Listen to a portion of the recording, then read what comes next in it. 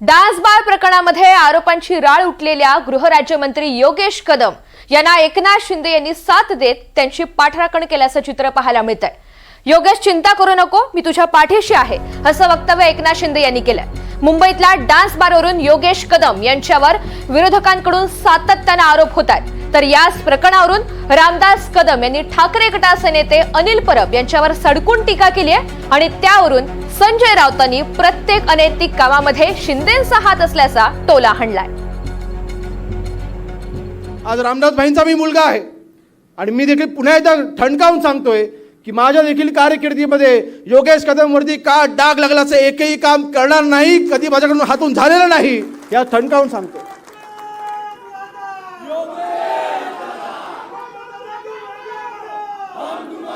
या असे आरोप करण्यावर आम्ही कधी भीक घातलेली आणि घालणार देखील नाही।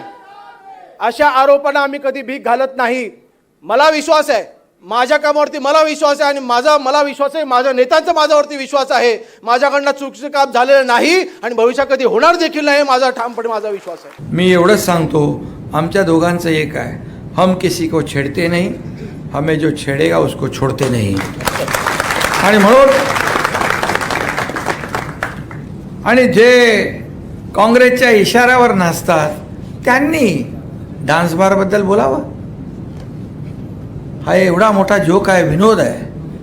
आणि म्हणून मी आपल्याला एवढं सांगतो, योगेश, काही चिंता करू नको, डिस्टर्ब होण्याचं कारण नाही, काम करायचं। तुझ्या मागे भाई तर आहे, पण अख्खी शिवसेना आणि हा एकनाथ शिंदे खंबीरपणे उभा आहे।